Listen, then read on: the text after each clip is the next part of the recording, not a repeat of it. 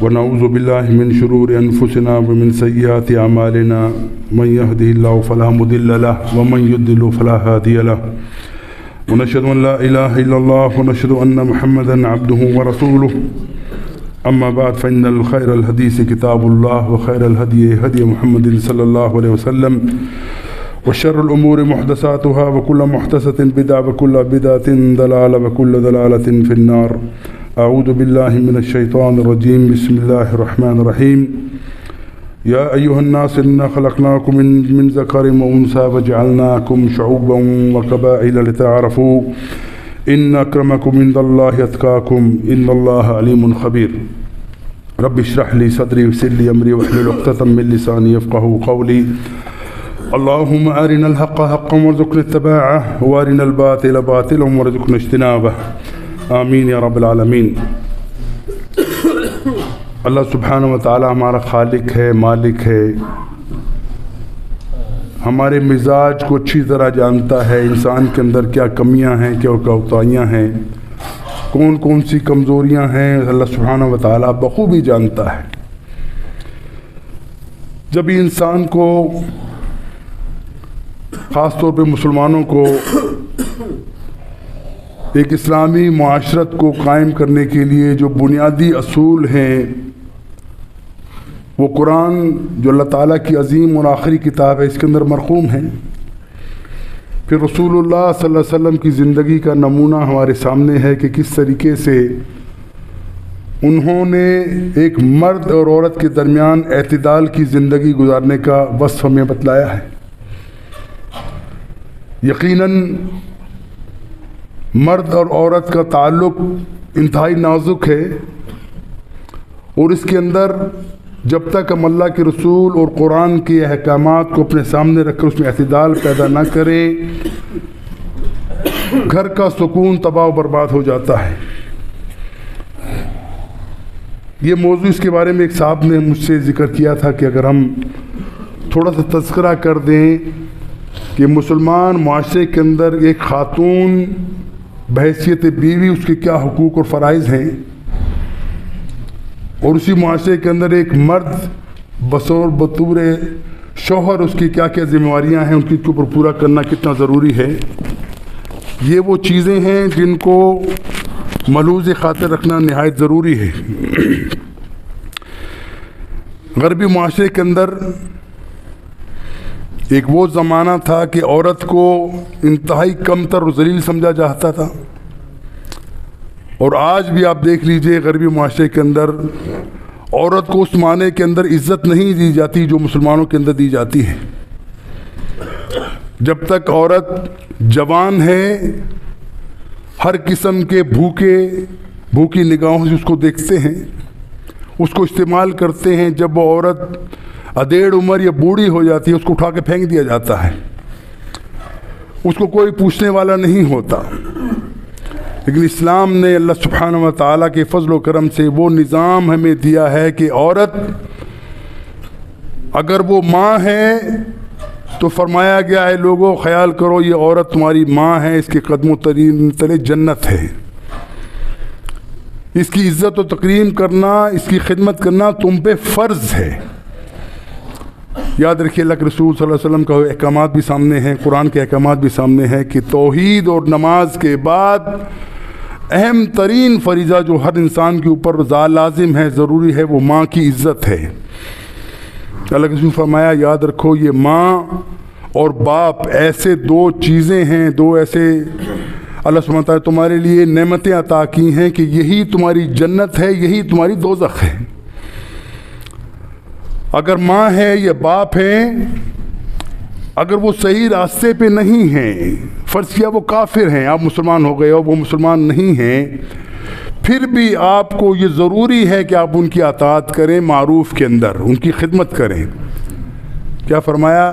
فلا تقل لهما اف ولا تنهرهما، اور ان کو اف تک نہ کہیں، نہ ان کو جھڑکیں، کیونکہ وہ چاہے وہ تمہارے دین پہ نہیں ہے، تمہارے راستے پہ، تمہارے عقیدے پہ نہیں ہے، لیکن تمہارے حقوق ان کے اوپر اتنے ہیں کہ تم کبھی اس کو پورا نہیں کر سکتے.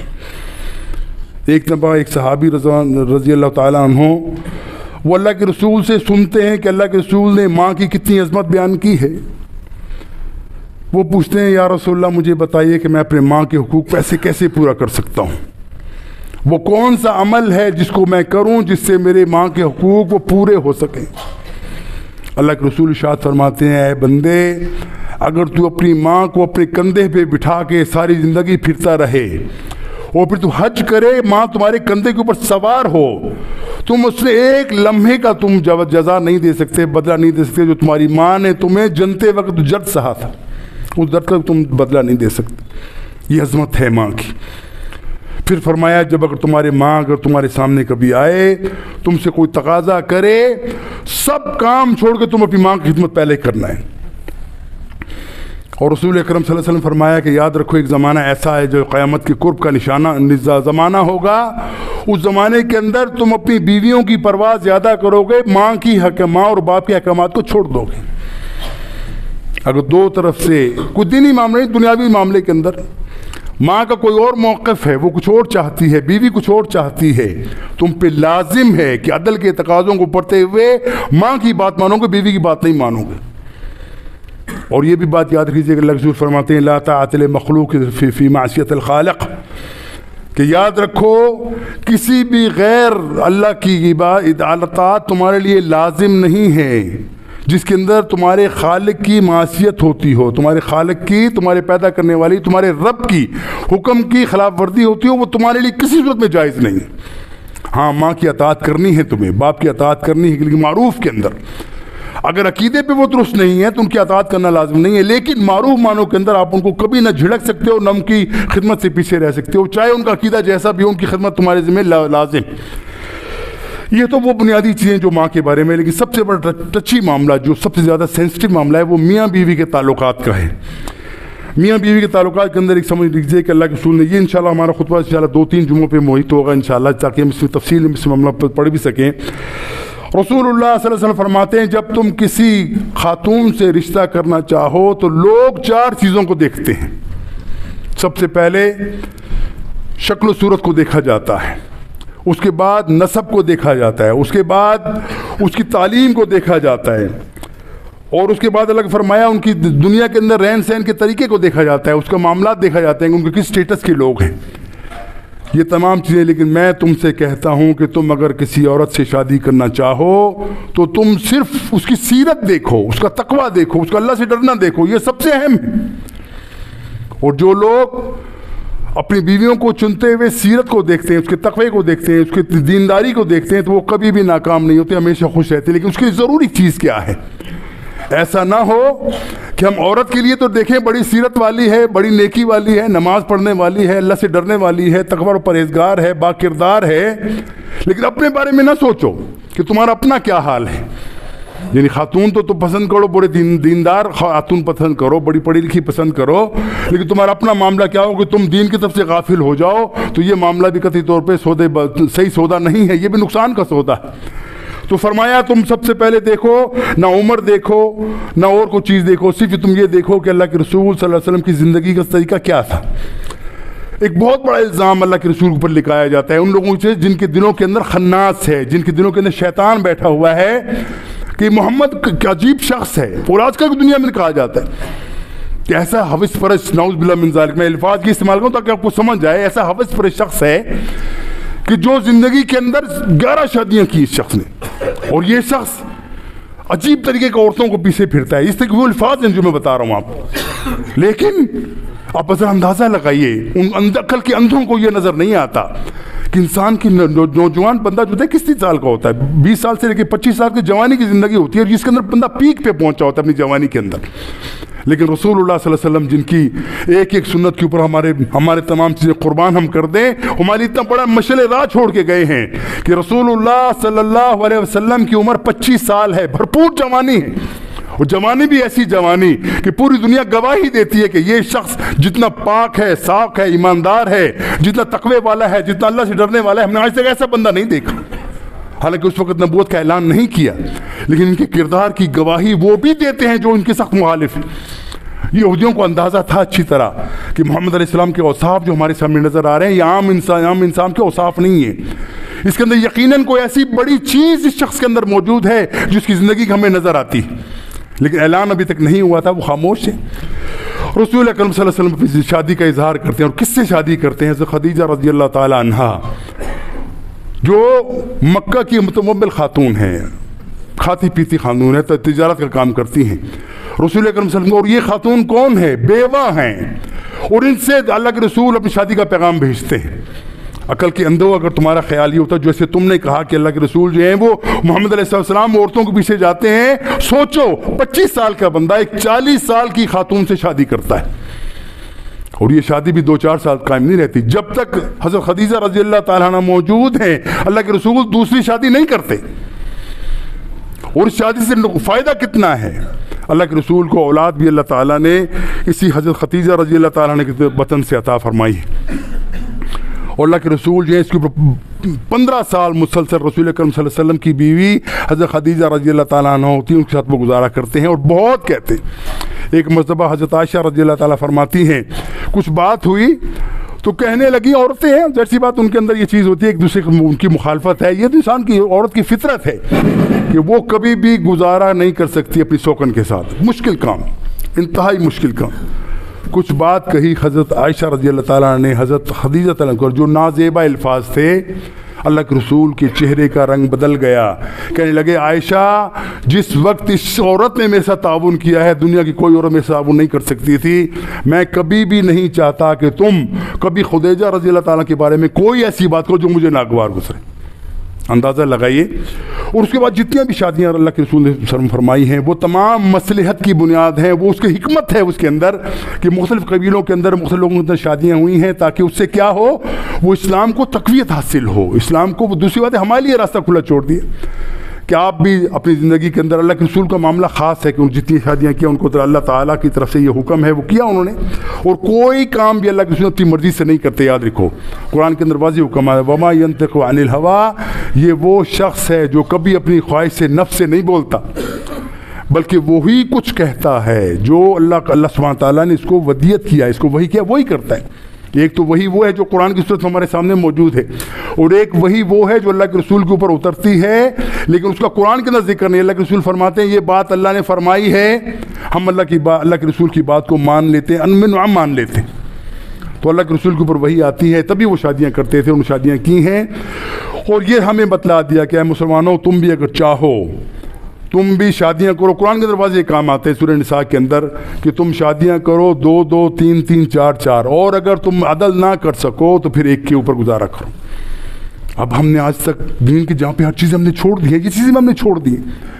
اس وقت دوسری شادی کا تصور پاکستان کے اندر، ہمارے انڈیا پاکستان بنگلہ دیش کے اندر ممکن نہیں نظر آتا، جو کرے تو مصیبت ہے، بہت بڑے جنجال میں پھنس جاتا ہے۔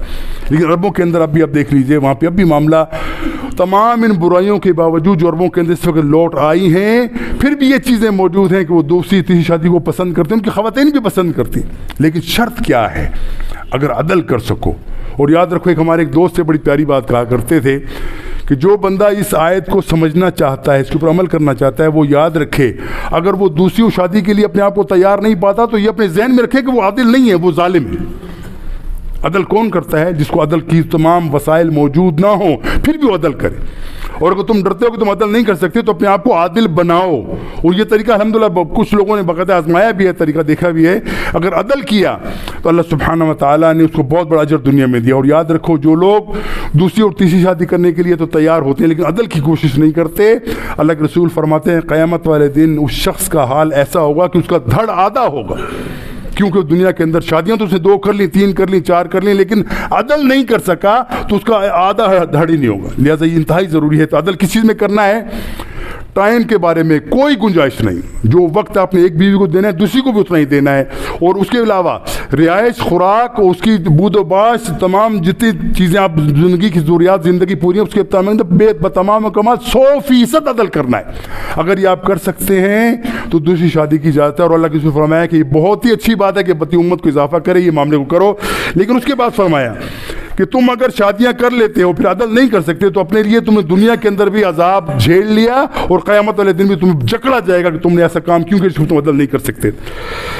اس طریقے سے اگر ہم عورت اور مرد کا ذکر کریں، جو آپس میں ان کے تعلقات کا ذکر کریں، تو یقیناً رسول اللہ صلی اللہ علیہ وسلم فرماتے ہیں کہ تم میں سے سب سے بہتر وہ شخص ہے، سب سے بہتر آئیڈیل وہ شخص ہے جو اللہ سے ڈرتا ہو اور اس کے بعد اپنی بیوی سے بھی محبت کرتا ہو، بچوں سے محبت کرتا ہو۔ سب سے بہتر بندہ وہ ہے جو اللہ کے رسول کی اس بات کے اوپر عمل کرتے ہوئے اپنے اہل و عیال کے ساتھ اچھا ہو۔ لیکن آئیڈیل زندگی سمجھنے تو آسان کام نہیں ہوتا کہ ہم سمجھیں کہ تمام چیزیں بڑی آئیڈیل ہے کہ ہم اس کے اندر عمل کر جائیں گے۔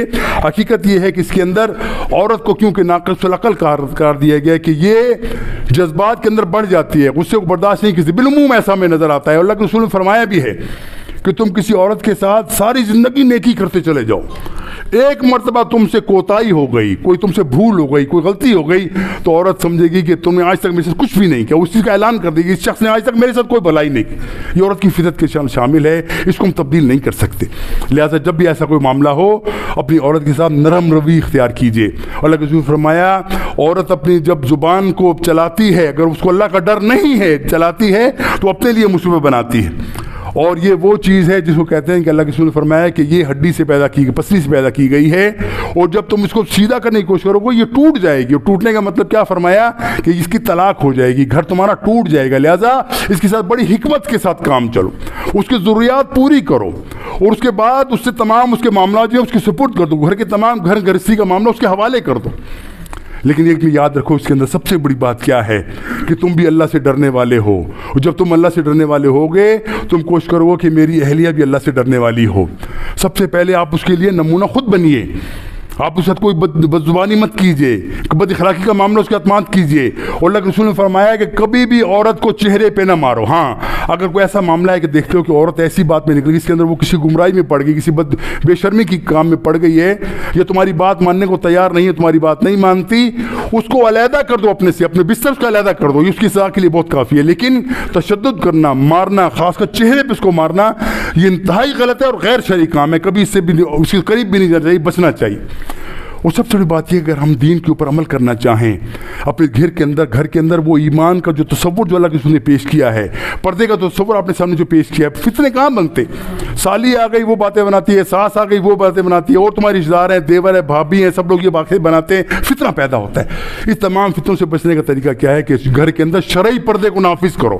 شرعی پردہ کیا ہے کہ آپ کی بیوی اپنے جتنے بھی کزنز ہیں اس کے فرسٹ کزن جس کو کہا جاتا ہے ان تمام سے شرعی پردہ کرے، ان کے سامنے اکیلی نہ بیٹھے، ان کے ساتھ گپے شپے مت لگائے، ان کے ساتھ وہ ہوتا ہے نا ہمارے معاشرے کے اندر بالکل آئے تھے کزن آ گئے کوئی، ان کے ساتھ بیٹھے ہوئی گپیاں بھی مارے، خوش گپیاں ماری جا رہی ہیں۔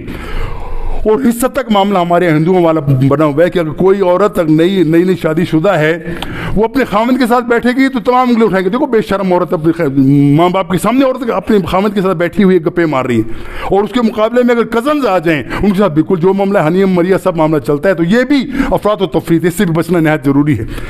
پہلی بات یہ ہے کہ اپنے آپ کو پردے کے اوپر لاغر کیجیے، اس کے اوپر جتنے پردے کے احکامات ہمارے سامنے آتے ہیں ان کو سب اپنے سامنے رکھ لیجیے۔ عورت کی تمام ضروریات زندگی اس گھر کے اندر اس کو مہیا کیجیے، اس کو باہر نکلنے کی ضرورت نہ پڑے۔ اس کو بچے کی تربیت کے لیے معاملہ جو وسائل ہیں آپ کو دینا آپ کے ذمہ فرض ہے۔ اور یاد رکھیے کہ جو شخص اپنے گھر کے اندر اپنی بیوی کا خیال نہیں کرتا وہ ظالم ہے۔ اور ایک اور بات خواتین کے لیے بہت ضروری ہے کہ یاد رکھیے، جیسے کہ ہمارے معاشرے کے اندر ہر معاملہ ہمارا الٹا ہے، خواتین کو یہ حکم دیا گیا ہے کہ جو شادی شدہ عورتیں ہیں وہ بناؤ سنگھار صرف اپنے خامد کے لیے کریں، لیکن ہمارا معاملہ مختلف ہوتا ہے۔ جب میاں تھکا ہوا آ رہا بیچارے آفس سے واپس آتا ہے، دیکھتا ہے بیوی کے نہ بال بکھرے ہوئے، منہ بھی بکھرا ہوا ہے، میل چڑھی ہے اس کے اوپر، بو آ رہی ہے اس کے اندر سے، ہفتے بعد کبھی بھی نہیں نہاتی، یہ قطعی طور پہ غیر شرعی ہے۔ ہاں تم سمرو اپنے آپ کو سنوارو، اپنے آپ کو خوبصورت بناؤ، لیکن کس کے لیے؟ اپنے خامد کے لیے، کسی اور کے لیے نہیں۔ لیکن ہمارا معاملہ کیا، جب شادیاں بیاہ ہوتی ہیں تو بوڑھی عورت بھی ایسے لگتی ہے کہ جیسے بالکل نوجوان لڑکی ہے، باہر کے 20-50 روپے کا میک اپ کر کے وہ آتی ہیں، آ کے وہ اپنا ہرا سنگار کر کے، کس کے لیے؟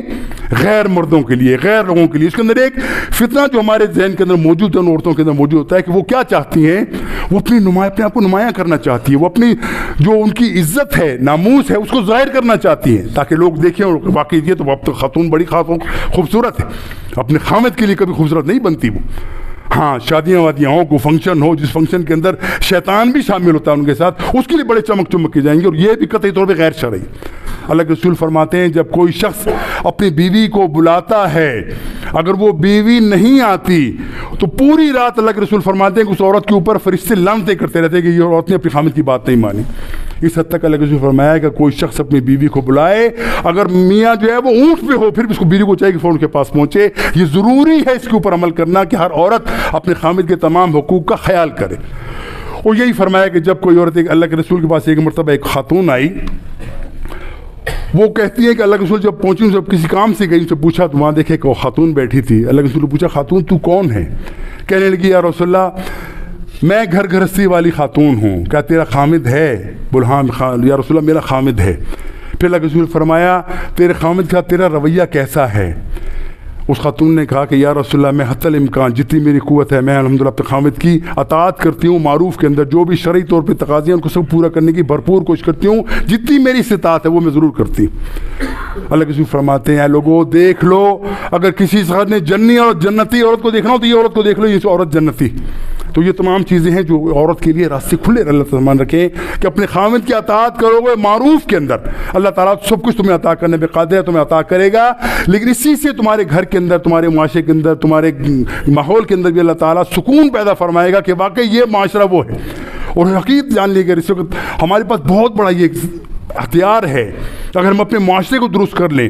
اور یہ معاشرے کے جب اوصاف ان لوگوں تک پہنچے جو غیر مسلم ہیں، جو ستائے ہوئے ہیں، خاص طور پہ خواتین جو ستائی ہوئی ہیں، یورپ کی امریکہ کی جتنی خواتین وہ ستائی ہوئی ہوتی ہیں، جب ان کی وہ 40-50 سال کی عمر ہوتی ہے ان کا جو حال ہوتا ہے آپ سوچ نہیں سکتے کیا حال ہے ان کا. شروع میں ان کو کھیل بنا کے رکھا ہوتا ہے، کھلونا سب کے کھیلتے ہیں اس کے ساتھ، جب وہ اپنے حد سے نکل جاتی ہے، اپنے عمر سے نکل جاتی ہے، اندازہ لگائیے کہ ان عورتوں کو کیا ہوتا ہے. جب ان کو یہ پتہ چلے گا کہ ہمارے مسلم معاشرے کے اندر حقیقی معاشرہ جو ہونا چاہیے، جبکہ ہم بدقسمتی سے ہمارے وہ معاشرہ ہے نہیں موجود، اگر اس کے اوپر عمل پیرا ہو جائیں، خواتین کی اس طریقے سے عزت کرنا ہم شروع کرتے ہیں، ماں کی صورت کے اندر، بیوی کی صورت کے اندر، بیٹی کی صورت کے اندر، یا کسی اور جو بھی خواتین کے جتنے بھی نظام ہمارے نظام ہم وہ کرنا شروع کر دیں، یقین کیجئے ایک بہت بڑی دعوت کا بہت بڑا ذریعہ یہ ہوگا کہ لوگ آپ کی دعوت کو قبول کریں گے کہ دیکھو انسان کی کتنی عزت کرتے ہیں. اور اللہ کے رسول صلی اللہ علیہ وسلم کی ایک اور حدیث جو میں بیان کر کے آپ کی بات کو ختم کرتا ہوں، انشاءاللہ اگلے جمعے کوئی معاملہ کنٹینیو رکھیں گے ہم. اس کے اندر فرمایا ایک شخص تھا، بلکہ 3 شخص کہیں بڑی سفر پہ گئے ہوئے تھے، راستے میں جنگل میں جا رہے تھے، اور اس کے اندر کیا ہوا کہ وہ طوفان آیا، اور طوفان آتے وہ تینوں لوگ غار کے اندر گھس گئے. اوپر سے پانی کی برسنے کی وجہ سے کوئی بہت بڑی پتھر کی سل آ کے دروازے کے اس غار کے دروازے کے اوپر بند ہو گئی. اب یہ تینوں حیران ہوئے کہ اب کیا کریں. انہوں نے سنا تھا کہ اللہ کے رسول فرماتے ہیں جب کوئی بندہ کسی مصیبت میں پھنس جائے اللہ کو وسیلہ بنائے اپنے نیک اعمال کا. یاد رکھیے وسیلہ باطل کیا ہے کہ آپ کسی ایسے شخص کو وسیلہ بنائیں جو آپ کے سامنے موجود نہیں، مر گیا، دنیا سے چلا گیا، اس کو وسیلہ بنائیں گے تو شرک ہو جائے گا. لیکن وسیلہ جائز کون سا ہے کہ اپنے نیک اعمال کا وسیلہ دے کے اللہ تعالیٰ سے التجا کرو گے، اللہ تمہاری بات مانے گا. ان میں سے ایک شخص کے بارے میں آتا ہے، اس شخص نے کہا اللہ تجھے معلوم ہے کہ اپنے ماں باپ کی میں بڑی عزت کرتا تھا، بڑی خدمت کرتا تھا. ایک مرتبہ ایسا ہوا اور ہمیشہ ہوتا تھا کہ رات کو میں جب آتا میں اپنے ماں باپ کو دودھ کا پیالہ دیا کرتا، وہ پیتے اور اس کے بعد وہ سو جاتے. ایک دن میں آیا، میرے ماں باپ دونوں سوئے ہوئے تھے، یہ باپ سویا ہوا تھا. میں گرم کر کے دودھ ان کے سرانے کھڑا رہا، جب جگایا اس لیے کہ ان کی نیند خراب ہوگی، پیالہ لے کے میں کھڑا رہا حتیٰ وقت کہ میرے ابو جاگ جائے. میں صبح ہو گئی، میرے باپ نہیں جاگا اور میں پیالہ لے کے کھڑا رہا. اللہ تعالیٰ یہ میں نے کس لیے کیا؟ صرف تیری رضا کے لیے. کس لیے کیا؟ کہ اللہ تعالیٰ تیرا یہ حکم ہے کہ ماں باپ کی خدمت کرو. میں ماں باپ کی خدمت کرنے کے لیے میں کہا میرے بچے بھوکے ہیں، ان کو میں دودھ نہیں پلاتا لیکن اپنے باپ کو پہلے پلاؤں. اللہ تعالیٰ میری اس نیکی کو قبول فرما، ہمیں اس مصیبت سے نجات دلا. اللہ کے رسول فرماتے ہیں حدیث قدسی کے اندر آتا ہے کہ اللہ تعالیٰ نے اس پتھر کو ہٹا دیا، وہاں سے نکل گیا. یہ دیکھیے اندازہ لگائیے کتنا وہ. لیکن توازن قائم کرنا نہایت ضروری ہے. ماں باپ کے حقوق اور بیوی کے حقوق کے اندر توازن بیان کرنا انتہائی ضروری ہے. اگر آپ ایک طرف بھی ڈنڈی مار دیں گے، دوسرے ڈنڈی مار دیں گے تو نقصان کسی ہوگا؟ صرف آپ کا اپنا نقصان ہوگا. عورت سے میں نے کو بتایا کہ اس کے بارے میں آپ جب سختی کریں گے تو وہ گڑبڑ ہو جائے گی. احتیاط سے، بڑی نرمی سے اس کو سمجھیے کہ معذور سمجھ کے کیجیے کہ اس کے ساتھ میں نے جیسے بچے کے ساتھ تعامل کرتا ہے نا، چھوٹا بچہ وہ غلط جگہ پہ ہاتھ مارنا چاہتا ہے، ہیٹر پہ ہاتھ لگانا چاہتا ہے، آپ اس کو کیا اس کو پٹائی نہیں کرتے، سمجھاتے ہیں بیٹا یوں نہیں کرو. اس طریقے سے آپ عورت کو بھی سمجھائیں تاکہ اس کے دل کے اندر آپ کی ہمدردی پیدا ہو جائے کہ واقعی یہ بندہ میرا ہمدرد ہے. اور آپ کی وہ خلوت کی رازدار ہے، آپ کی زندگی کی رازدار ہے، آپ کے تمام بچوں کی پرورش اس کی ذمہ ہے۔ جب آپ یہ تمام چیزیں کرو گے تو یقیناً اللہ سبحانہ تعالیٰ وہ عظیم معاشرہ قائم کرے گا انشاءاللہ، جس کے اثرات پوری دنیا کے اندر جائیں گے۔ اور قیامت والے دن اللہ کے رسول فرماتے ہیں کہ تم کل رائع کل مسئول، تمہاری دونوں چیزیں، تم حاکم بھی ہو اور تمہاری رعیت بھی ہے۔ رعیت تمہاری کون سی ہے؟ ماں باپ تمہاری رعیت میں نہیں آتے، ماں باپ کا رتبہ رعیت سے بہت اونچا ہے، وہ تم ان کے حاکم نہیں ہو، لیکن اپنی اولاد اپنی بیوی ان کے تم حاکم ہو۔ اور حاکم کا کام کیا ہوتا ہے کہ اپنی رعایا کا تمام چیزوں کا خیال کرے۔ اہم ترین بات اور آخری بات یہ ہے، خود دین کے اوپر عمل پیرا ہو جائیں، دین کے بنیادی چیزوں کے اوپر عمل کرنے کے لیے ہم وقت تیار ہو جائیں، اور اپنی اہل و عیال میں سے بیوی اور بچوں کے اوپر توجہ یہ مرتکز رکھیں۔ اگر ابھی کوئی ان کی موت آ جائے تو اللہ کے سامنے پیش ہوں تو کوئی عذر ان کے پاس نہ ہو، ان کو اچھی بات بتائیں، نماز کے اوپر قائم کریں، روزہ نماز کے ان کو تیار کریں، اللہ سے ڈرنے کے احکامات ان کو صبح شام سمجھائیں۔ یہ اصل میں کام ہے۔ باقی پیسہ دینا، مال دینا، کھانا پینا، رہائش اور کپڑے دینا، یہ تو سب کرتے ہیں۔ یہ تو میں آپ کو پہلے ایک دفعہ بتا چکا کہ ایک چھوٹا جانور ہوتا ہے، چھوٹا سی چڑیا ہوتی ہے، وہ کتنی محنت کرتی ہے اپنے بچوں کے لیے، کہاں سے جاتی ہے، خوراک لے منہ میں لے کے آتی ہے، دانا وہ اپنے بچوں کے منہ میں ڈالتی، بہترین گھوڑ اس کے لیے گھونسلہ بناتی ہے۔ آپ کو بیا ایک جانور ہے، چھوٹا سا پرندہ ہے وہ، اب اس کا جو گھونسلہ بنا ہوتا ہے وہ آج کل کی جدید سائنس کے اوپر پرکھا جائے تو حیران بندہ ہو جاتا ہے کہ اللہ تعالیٰ نے کیسی اس کو عقل دی ہے، کتنی مہانت ہے کہ وہ کتنا ایسا پاس گھونسلہ بناتی ہے، پورا چاروں طرف سے کورڈ ہوتا ہے، کوئی جانور بھی اس کے اندر داخل نہیں ہو سکتا، کوئی سانپ چاہے تو اس کے بچوں کو نقصان نہیں پہنچا سکتا، گھر اس کا بالکل جیسے کمرہ بنا ہوتا ہے اس کے اندر۔ یہ وہ تو وہ بھی کرتا ہے جانور۔ اگر ہم اپنے بچوں کی حفاظت کرتے ہیں، بچوں کے لیے کماتے ہیں، محنت کرتے ہیں، یہ کوئی کمال نہیں ہے، لیکن کمال کیا ہے کہ بچوں کی اپنے پرورش کرنی ہے حلال طریقے سے۔ بچوں کو سب سے پہلے ایمان والا بنانا ہے، بیوی کو ایمان والا بنانا ہے، اس کے بعد ان کی تربیت کے لیے جو بھی آپ کر سکتے ہیں وہ تمام کیجئے۔ جب یہ کریں گے تو اس کا مطلب ہے کہ آپ نے واقعی ان کا حق ادا کیا، اور اگر یہ معاملہ آپ نہیں کرتے تو بظاہر محبت کا اظہار کیجئے، دراصل دشمن آپ ہیں اپنی اولاد کے، اپنی بیوی کے دشمن آپ ہی ہیں کہ اس کو آپ صحیح اور دنیا کی ہر چیز کو مہیا کرتے ہیں، لیکن اس کو اللہ کی آخرت کے بارے میں، قیامت کے بارے میں اس کو نہیں بتاتے، دین کے بارے میں نہیں بتاتے، نماز کے بارے میں نہیں بتاتے، کبھی اس کو سرزنش نہیں کرتے۔ اس کا مطلب یہ ہے کہ آپ ان کے ساتھ دوستی نہیں، دشمنی ہے۔ اس دشمنی سے باز آنا نہایت ضروری ہے، آپ کی اور آپ کے اولاد کی آخرت کے لیے بھی انتہائی ضروری ہے۔ اللہ سے دعا ہے کہ اللہ ہمیں عمل کی توفیق عطا فرمائے۔ وآخر دعوانا الحمدللہ رب العالمین۔ ربنا آتنا فی الدنیا حسنہ